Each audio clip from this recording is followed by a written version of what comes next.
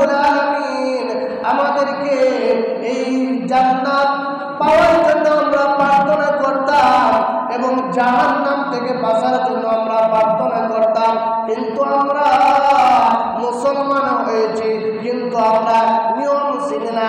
ইসলাম কেমন ধর্ম সেটাও আমরা জানি না।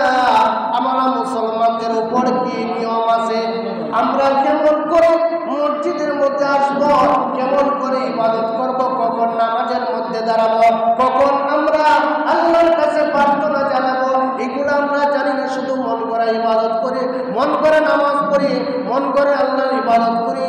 তুমি না জানিনা যদি আল্লাহর ইবাদত করো তাহলে তুমি বেশি জাহান্নামের আগুনে তোমাদেরকে জ্বালাইবা। অনেকে প্রশ্ন করেন হুজুর যত সমস্যা আছে হুজুররা জাহান্নামে যাইবা, তারা যাইবা শুনে পাপ করে, হয় কিনা বলছে? হুজুররা জাহান্নামে যাইবা, তারা বেশি পুজো, বেশি পূজা তারা গুনাহ করে, এই জন্য তারা জাহান্নামের মধ্যে যাবে। হুজুররা বেশি জানেন, তারা পাপ করে, আবার পাপ কিভাবে মাপ চাইতে হবে সেটাও জানেন। 5 ওয়াক্ত নামাজ পড়েন, 1 ওয়াক্ত আসার আগে আগে অন্য ওয়াক্ত যখন তারা নামাজ পড়ে আল্লাহ পাক রব্বুল আলামিন তাকে মাফ করে দেন। কিন্তু তুমি এত বুঝতা নামাজও পড়ো না, শুধু হুজুরের দিকে খেয়াল, ঠিক না বেটি?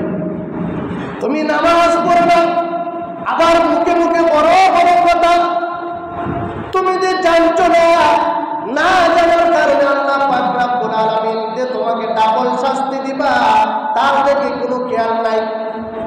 হুজুরে জানছেন, জানার কারণে এক পরিমাণ আল্লাহ শাস্তি দিবা, তুমি না জানার কারণে ডাবল দিবা। কারণ আল্লাহ দুনিয়ার মধ্যে তোমাকে জানাইবার জন্য, শিখাইবার জন্য আল্লাহ পাক রব্বুল আলামিন দুনিয়ার মধ্যে পাঠাইছেন। তুমি কেন শিখলে না, এই জন্য তোমাকে ডাবল মান দেওয়া হয়, ঠিক না? হুজুরে শিখতে পারবে, হুজুরকে ফেরেশতা, হুজুর তো মানো, উনি শিখতে পারছেন, তুমি শিখতে পারলাই না কেন, এই জন্য তোমাকে ডাবল শাস্তি দেওয়া হবে। হয়তো আপনারা মনে করতে পারতেছেন এগুলা মনে আমি মন করা হইতেছে পাড়ায় মসজিদের মধ্যে যে ওয়াজগুলা করি একটাও কোনো বানাইলে কথা না, সব হাদিসের কথা। এর প্রেক্ষিতে একটা মাসালা, তোমার উপর কুরবানি আল্লাহ ওয়াজিব করে দিয়েছেন, তুমি একটা গরু কিনলাই, যার উপর ওয়াজিব নাই সেও একটা গরু কিনল, কিতা কিনল? যার উপর ওয়াজিব সে একটা গরু কুরবানি দেওয়ার জন্য গরু ক্রয় করল, আবার যার উপর আল্লাহ ওয়াজিব করে দেন নাই সেও একটা গরু ক্রয় করল। এখন দুইজন একটা হারিয়ে গিয়েছে, এখন মাসালা কি?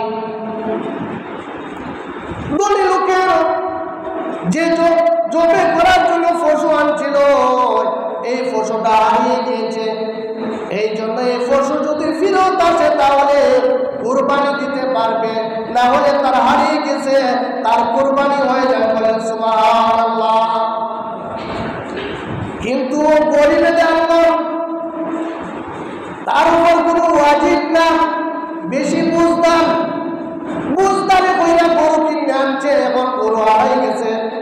এখন তার মাসালাটা কি? তার গরু হারাই গেছে, ওই গরু হারাই গেছে, আমার আটটা কিনবো, বুঝছেন? যেটা হারিয়ে গেছে বুঝদারে করার কারণ সে আটটা কিনতে হবে, কিনা সে কুরবানি দিতে হবে, তাহলে ওয়াজিব তলব করার কারণে গুনাহগার হবে। তাহলে দেখা যায় ধনীকে সাথ দিচ্ছেন কিন্তু গরিবকে সাথ দিন নাই, কারণ এর বেশি বুঝতাম, তারপর ওয়াজিব না কুরবানি, তারপর কুরবানি দেবেন, তখন ডাবল করলো না। তন্ত্র অনেকে যারা করে আমরা জানি না, বাচ্চল দু কথা বইলি মনে, বাচ্চল হওয়ার সুযোগ নাই। ومن يعمل مثقال ذرة خيرا يره ومن يعمل مثقال ذرة شرا يره। আমলগুলো আল্লাহ